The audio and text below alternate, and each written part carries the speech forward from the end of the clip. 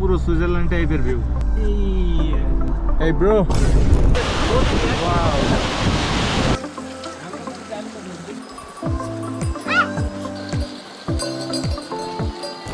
Good morning. এখন আমরা আছি পোখারাতে এবং আজকে মুক্তিনাথের জন্য বেরোচ্ছি। মুক্তিনাথ মুস্তাং ওই এরিয়ার জন্য আমরা হোটেল থেকে 1200 রুপি করে পারমিট বানাই নিছি এক একজনের, আর 32,000 দিয়ে 3 দিন 2 রাতের জন্য এই স্করপিও গাড়িটা ভাড়া করছি। আমাদের গাড়িটা সম্ভবত 6-7 ঘন্টার উপরে লাগতে পারে, কারণ রাস্তায় দাঁড়িয়ে দাঁড়িয়ে দেখতে দেখতে যাব।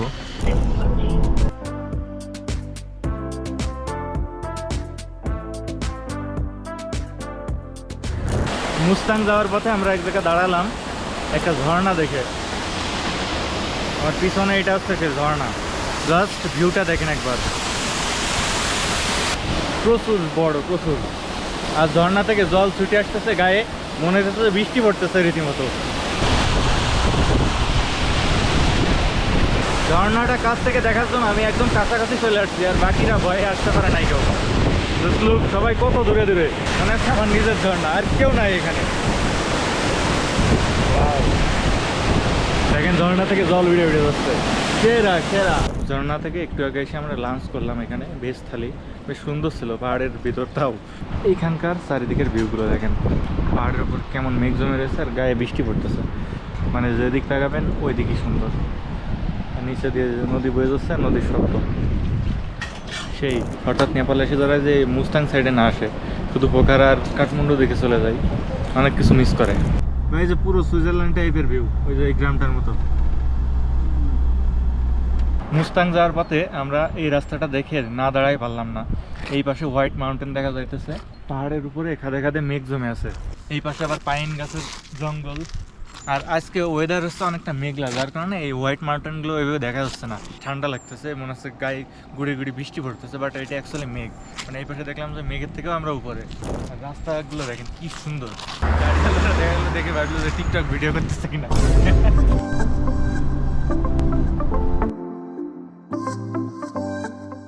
ড্রাইভার দাদার বলছিলাম ঝুলন্ত যে ব্রিজগুলো আছে ওইখানে দাঁড়াইতে, একটা ব্রিজে দাঁড় করাইছে আমাদের ছবি তোলার জন্য। দেখেন কেমন পাহাড়ের এইখানে গুহার ভিতর মন্দিরের মতো বানায় রাখছে, কি সুন্দর। বাচ্চারা স্কুল থেকে যাইতেছে। এই ব্রো,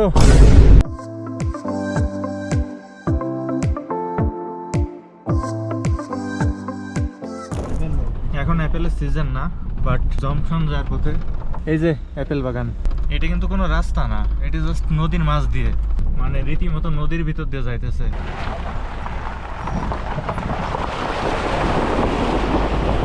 আমরা সকালে বেরোইছি, এখন অলমোস্ট বিকাল হয়ে গেছে, এখনো যাচ্ছি এরকম ভাঙাচোরা রাস্তা দিয়ে। রাস্তা না, অ্যাকচুয়ালি নদীর ভিতর দিয়ে।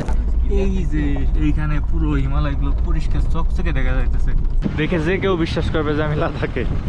বাট অ্যাকচুয়ালি আমরা আসছি এখন মুস্তাংয়ে আসছি, নেপালের, যেখানে এই যে লাদাখের টাইপের বাড়িঘর, দূরে এই যে ধূসর পাহাড়, রাস্তা, সব কিছু একই টাইপের বলা যায়।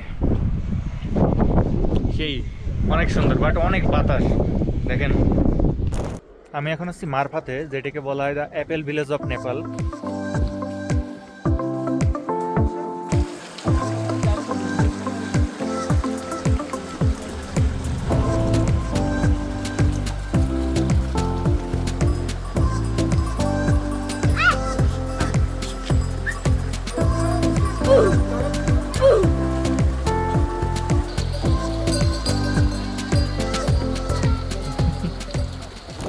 এখন যেহেতু অ্যাপেলের সিজন না, তারপরে অ্যাপেলের ফুল দেখতে পারতেছি, এবং ছোট ছোট যে গুটিগুলো আছে, এই যে অ্যাপেলের ফুল, এবং এই দেখেন ছোট্ট ছোট্ট ধরছে। এগুলো পরিপক্ক হবে সেপ্টেম্বর অক্টোবরের দিকে। এখানে দেখেন এই সবটাই আসছে অ্যাপেল বাগান, এই যে প্রচুর ধরছে এই গাছটায়। যদি আমরা অ্যাপেলের টাইমে আসতাম সিজনে, তাহলে এখান থেকে একদম গাছ থেকে পেড়ে খেতে পারতাম।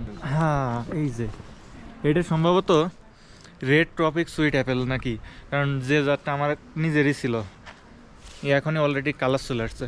অ্যান্ড এখানকার বাড়িঘরগুলো দেখেন সব হচ্ছে যে কাইন্ড অফ তিব্বত বা লাদাখ ওই রকম। মারফাতে অ্যাপেল বাগান থেকে একটু ভিতরে আসছি, গ্রাম সাইডটার ভিতর, যেখানে হচ্ছে যে সাধারণত লোকালরা বসবাস করে। এই জায়গাটা দেখেন, সাদা সাদা বিল্ডিং এবং বৌদ্ধ মঙ্কগুলো ঘুরে বেড়াইতেছে, সুন্দর।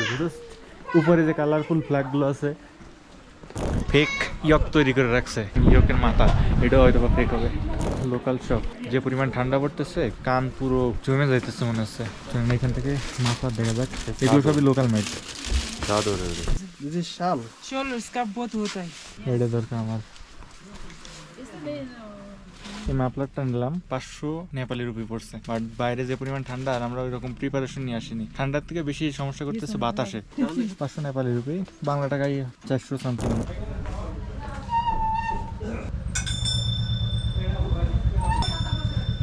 এটা হচ্ছে এক পাক ঘোরার পরে একবার করে বাজে। আমরা মারফাতে আসছিলাম, প্রায় 2 ঘন্টা হয়ে গেছে, আর এখন মারফা থেকে বেরোয় যাচ্ছে। সামজু ভাই, মারফা ভিলেজ কেমন লাগলো? সুন্দর, অনেক সুন্দর, সাজানো গোছানো একটা village। প্রথমে আমাদের এই মারফাতে রোকার কথা ছিল, আমাদের এই মারফাতে রাত্রে স্টে করার কথা ছিল। এটা হচ্ছে মেইনলি অ্যাপেল বাগানের জন্য ফেমাস, প্লাস এখানে অনেকগুলো নাইট স্টে করার জায়গা আছে। বাট পরে চেঞ্জ করে জমশনে যাচ্ছি। ওকে, আমরা হচ্ছে জমশনে এসে পৌঁছলাম। জমশন এয়ারপোর্ট, যেটার নাম শুনছি যে মোস্ট ডেঞ্জারাস এয়ারপোর্ট, প্লাস যে তারা এয়ারওয়েজ যেগুলো আছে মাঝে মাঝে এই শোনা যায় দুর্ঘটনার কথা, সেই এয়ারপোর্ট এইটা। আর সেই তারা এয়ারওয়েজের যে অফিসটা আছে এটা। এবং আমরা হোটেল মোনালিসা, এই হোটেলটায় কথা বলতেছি যে কত করে রাখতে পারে পার নাইট, কারণ আমাদের এই জমশনে থাকা লাগবে 1 নাইট আজকের রাতটা, এবং কালকে আমরা এখান থেকে চলে যাব মুক্তিনাথ, এবং মুক্তিনাথ থেকে কালকে রাত সম্ভবত ওই মারফা ভিলেজ যেখানে ছিলাম ওইখানে বা আশপাশে কোনো একটা জায়গায় থাকা লাগবে। তো আমরা চেষ্টা করতেছি একটু চিপে নেওয়ার হোটেল। চলো আমরা এই হোটেলটাই দেখি। মারফাতে আমরা এই হোমস্টেতে ছিলাম, এটা হচ্ছে হোটেল মুক্তিনাথ। এই জানলা থেকে মাউন্টেন দেখা যাইতেছে। হ্যাঁ, এই যে জমসম এয়ারপোর্ট আর এই যে মাউন্টেন। এবং আমাদের 4 জনের পড়ছিল 2000 নেপালি রুপি, তো মোটামুটি সস্তা কম্পেয়ার টু আদার হোটেলস। এখানে আমাদের অনলি নাইট স্টে করা লাগতেছে সারাদিন গাড়িতে। যখন আবার এখন সকাল বাজে 9টা, আমরা ব্যাগপত্র নিয়ে গাড়ির দিকে যাচ্ছি। গাড়িতে ব্যাগপত্র রেখে সারাদিন ঘুরবো, রাত্রে আবার কোনো একটা হোটেলে স্টে করা লাগবে। সুন্দর একটা জিনিস দেখেন, এই যে তিব্বতীয় ট্রেডিশনাল একটা কিছু একটা যাইতেছে র্যালি টাইপের।